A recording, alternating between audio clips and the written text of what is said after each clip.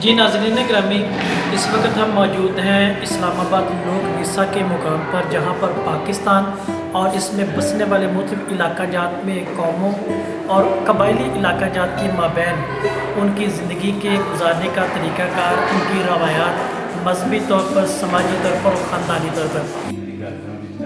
मुझे दरों से एक दोस्त हमारे साथ है, ईसा बीवी साहब।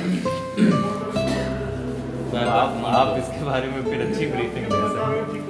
ठीक बता रहा हूँ सर। ठीक है, दूसरा ये डांसिंग गर्ल का एक मुजस्समा है जो वहाँ से मिला था, तकरीबन 10 सेंटीमीटर जो है इसकी हाइट है, 4.5। तो ये म्यूजियम एक्चुअली लिविंग म्यूजियम है और इस सेक्शन को आप कह सकते हैं कि किस तरह से हमारे पास जो है वो अभी तक कंटिन्यू है, वो दिखाएगा। जिस तरह कि आप देखिए इस वजह से कि अंदर लड़की ने बैंगल्स पहने हुए, चूड़ियाँ पहनी हुई, आज भी घर में आप जाए तो औरतें जो है बैंगल्स इसी तरह से पहनती हैं। डिज़ाइन मौजूद था वो अभी भी सिंध के लोग जो है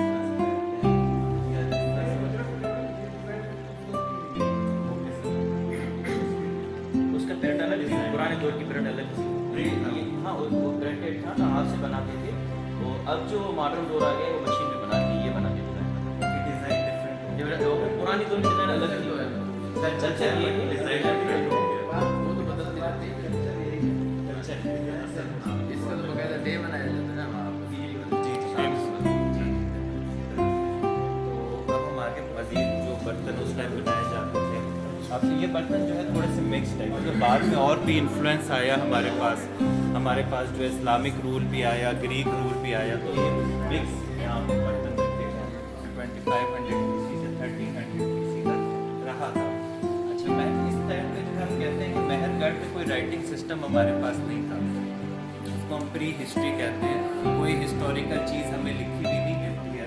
इंडस वैली सिविलाइजेशन एक तरह से आप समझ लीजिए ट्रांजिशनिंग पीरियड है, मतलब इसमें जो एक लिखने का सिस्टम है वो वजूद में आ रहा था पिक्चर्स के जरिए। जैसे आप देखते हैं ना, चाइना की स्क्रिप्ट है, चाइनीज स्क्रिप्ट है, पिक्चर्स जो है, तो इस टाइम जो है एक पिक्चर्स के जरिए स्क्रिप्ट वजूद में आ रहा था। जैसे आप ये सीन देख सकते हैं कि इसमें मौजूद है, पिक्चर्स के जरिए कम्युनिकेट करने की कोशिश कर रहे थे।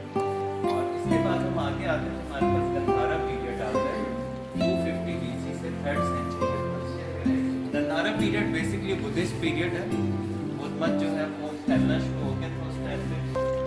तो आगे जो लोग हैं वो यहाँ पे आए, आपने यहाँ पे साइड से आगे जाके देखेंगे, जैसे बेंगल की साइड है, आप वहाँ पे जाए बुद्ध मत की वहाँ पे यूनिवर्सिटी इस तरह से 10 बाई रखे वहाँ पे भी आप जाते हैं। तो बुद्ध मत के बाद हमारे पास इस्लामिक दौर आ जाता है। इस्लामिक दौर जो है तकरीबन 800 ईयर्स का हमारे पास मुस्लिम रूल है, जिसके अंदर आपको मालूम होगा कि शुरू में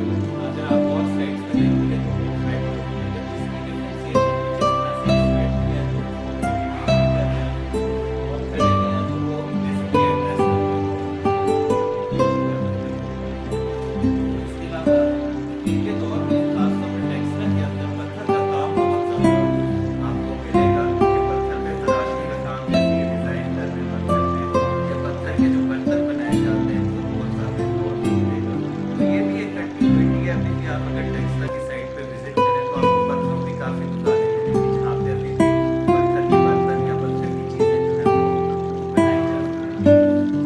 कल्चर के बारे में या चाइना की हिस्ट्री के बारे में चीज़ें मिलेंगी। तो सबसे पहले तो इस साइड पे आप देखेंगे ग्रेट वॉल ऑफ चाइना दिखाया गया, फिर उनका एक ट्रेडिशनल लिबास दिखाया गया, उनके जूते हैं, उनके कुछ बर्तन हैं, ये सारी चीज़ें जो है वो चाइनीज ने हमें दिया था, इस म्यूजियम में हमने इसको रखा है। और ये हमारे पास एक टेराकोटा वॉरियर का एक स्टैच्यू भी है जो उन्होंने हमें दिया। ये ओरिजिनल नहीं है, ये भी रेप्लिका है। ये बाकी यहाँ पे भी मौजूद थे, इस्तेमाल किए मुख्तलिफ डायनेस्टीज में बर्तन थे या कपड़े थे, तो यहाँ पे शोकेस किए गए। से कोई होंगे जो बलूचिस्तान से ताल्लुक़ रखते होंगे, तो ये बलूचिस्तान में आप लोगों को अच्छी तरह मालूम होगा कि वहाँ पे एक खाना बदोश ज़िंदगी जो है वो पाई जाती है बलूचिस्तान के अंदर। तो ये उनका एक हट सा होता है जिसको हम लोग गदार कहते हैं। इसके अलावा ये रवायती लिबास है बलूचों का। और ये इसमें वैसे तो ये बलूच जो है वो जमाट कहते हैं, ये बलूची जूते होते हैं उनके। और आपके उस तरफ अगर आप देखें तो कुछ तस्वीरें भी दिखाई गई हैं कि अभी भी ये खाना बदोश इसी तरह है, यानी कि जो उनका पास्ट है वो भी अभी तक कंटिन्यू है। ये फिर उनका एक म्यूजिकल इंस्ट्रूमेंट भी है जो कि यूज़ करते हैं म्यूजिक बजाने के लिए। यहाँ से अगर आप देखेंगे तो किस तरह से नाचता है, आपकी बैग पे हमारे पास जो भी कॉन्सेप्ट है और कहा यह जाता है कि म्यूजिक में जो ट्रेन करते हैं वो बेसिकली निज़ाम पर होता है। तो आज भी आपको ये नजर आएंगे वहाँ पे ये वाला कल्चर अभी भी मौजूद है।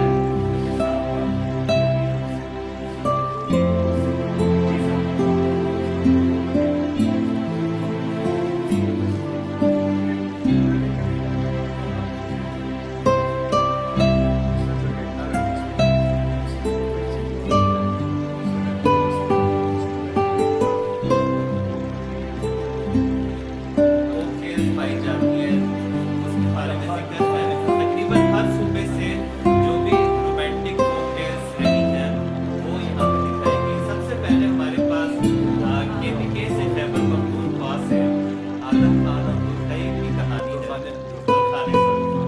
आदम खान और दुर्खाने। आदम खान बेसिकली बाप बजाया करता था और दुर्खाने जो है उसको देखा करती थी, तो इस वजह से इनके आपस में जो है गुर्बत बढ़ गई थी। इसलिए तो बहुत मैंने मज़हब को और उसमें खराब कर दिया थी म्यूज़िक से। लेकिन बहरहाल ये हमारा सकाफती वर्सा है और इसको आगे जाना चाहिए। अब आपको मरने नहीं देना चाहिए। बिल्कुल ऐसे ही है। शादी और रिसालों में सही से खाने के पेरेंट्स से बात की तो वो उन्होंने एग्री नहीं किया शादी के लिए, मना कर दिया। उन्होंने अपनी बेटी की कहीं और शादी का फैसला कर लिया, तो इसकी वजह से ना सहते हुए इनकी वफात हो गई। उन्हीं बीवियों की हीर रांझा की। जी जी तो ऐसे ही। अब हीर जो थी वो काफ़ी एक अमीर घराने से ताल्लुक़ रखती थी और रांझा जो था एक शेफर्ड था, भेड़ें चराता था, चरवाहा था। तो इस वजह से इनकी जो दास्तान है हीर के वालिदैन को पता चली, तो हीर के वालिदैन ने कहा कि भाई हम चरवाहे को तो अपनी बेटी बना दे सकते हैं।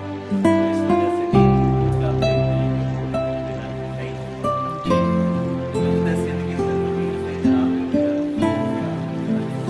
इसमें हम देखते हैं कि ढोला और मारो की कहानी है।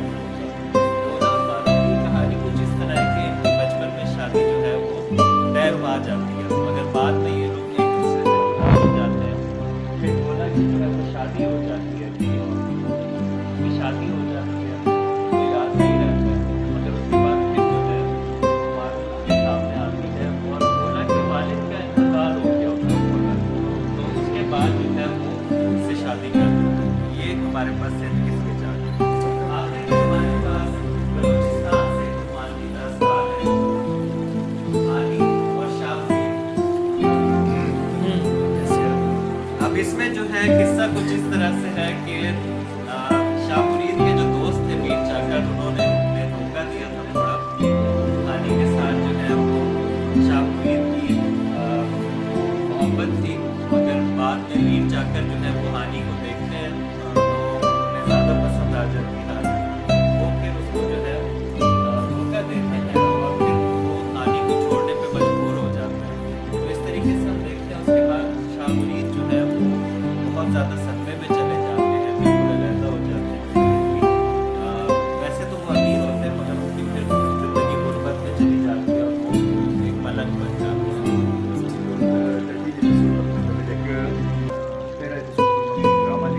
और उसको जदीद दौर में ये किया कि उस बंदे को उसको जो है वही वडेरा दिखाया और वो दूसरे बंदे को हाँ बिल्कुल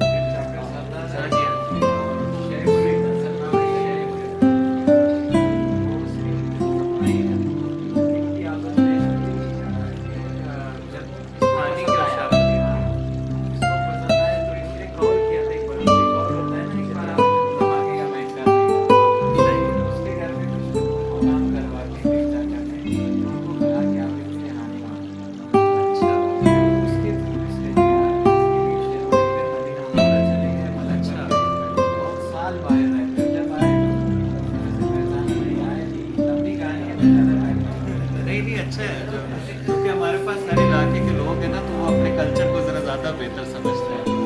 इस्लामाबाद उसके इर्द गिर्द जो गाँव हैं जिनको हम कोटहार के इलाके कहते हैं, चकवाल भी उसमें आ जाता है और अटक भी आ जाता है, ये सारे जो इलाके हैं तो वहाँ पे एक घर जो होता है दही इलाकों में वो किस तरह से नजर आता है तो वो जो है यहाँ पे दिखाया गया। जैसे कि खातून जो है वो कुएं से पानी निकाल रही है, चकला देखना किस तरह रखा होता है, लस्सी कैसे बनाई जाती है, इसमें से मक्खन कैसे बनाया जाता है, वो चीज़ें बताई गई हैं। और उसके बाद जो है ये एक अंदर का जो स्ट्रक्चर होता है दही इलाकों में, कोटहार के इलाकों में कि बर्तन कैसे रखते हैं और आजकल आप शीशा भी कहते हैं तो किस तरह से इस्तेमाल होता है या बर्तन किस तरह से इस्तेमाल होता है, ये सारी चीज़ें इसमें कोटहार के अंदर की दिखाई गई। आपके पीछे जो है पाकिस्तान के मशहूर फोक थिएटर के अंदर जो खातून काम करेंगे हमारी जगह उनका मुजस्मा बनाया गया है। हमारे कुमार के वालिद जो थे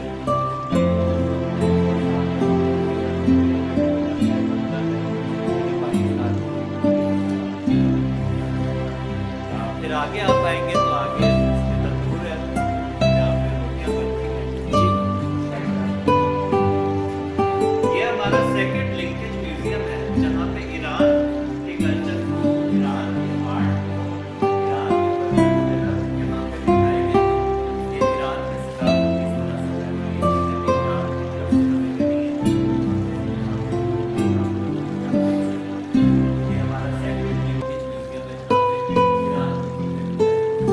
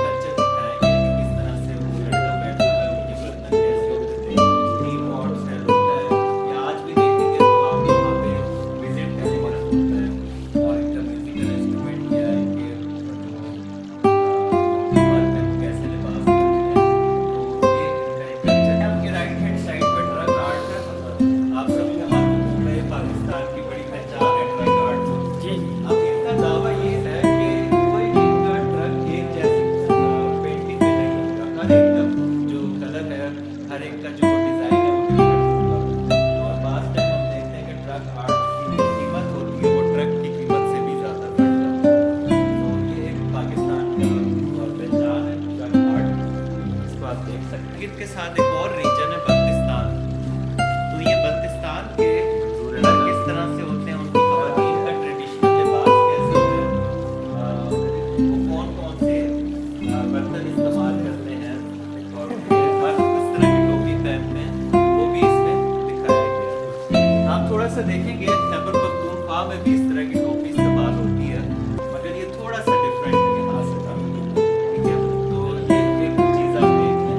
अब बात और वहाँ पे एक बड़ा मशहूर जानवर है, तो उसके भी ये तो आपके सामने ट्रक होटल है, आप सबको बेहतर मालूम है ट्रक होटल है। इस पे आप जब भी जाएं, इनका खाना बहुत टेस्टी होता है, आप यहाँ पे लाजमी रुक जाए, चाय बहुत टेस्ट है। शरीफ का जो कि आर्टिस्ट थे, कैलीग्राफी करते थे पाकिस्तान के अंदर, और ये मुख्तलिफ किस्म के जो आर्ट वर्क है इन्होंने जो है यहाँ पे इंट्रोड्यूस किया।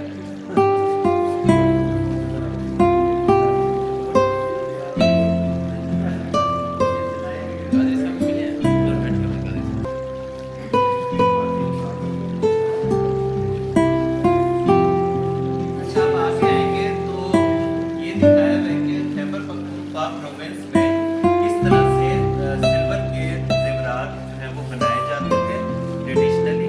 और यहाँ पे आप देख सकते हैं कि मुख्तलिफ किस्म की चूड़ियाँ हैं और ब्रेसलेट हैं जो कि ये बंदा बना रहा है, और सामने ज़ाहिर है ज़ेवरात क्योंकि ख़वातीन पहनती हैं, कोई खातून भी बैठी हुई है बुर्के के अंदर जो कि ज़ेवरात के सिलसिले में मुलाकात करने। तो ये वाला आपको पता होगा पाकिस्तान के पास कुछ हिस्सा है कश्मीर का, बाकी जो है वो इंडियन इलीगली ऑक्युपाइड कश्मीर है। तो यहाँ पे अब दिखाया हुआ है कि किस तरह से इनका कल्चर होता है। सबसे पहले वो जो बंदा है वो कारपेट बना रहा है, ठीक है, तो इसको गाबा बोलते हैं, कारपेट बोलते हैं ये जो बनाते हैं ये लोग, और इसको दीवार में अक्सर लटकाया जाता है। उसके बाद ये खातून जो है ये बास्केट बना रही है, क्योंकि कश्मीर में भी काफ़ी फ्रूट होता है तो उन्होंने कलेक्ट करना होता है, तो उसके लिए बास्केट बना रही है ये कश्मीरी टेबल है।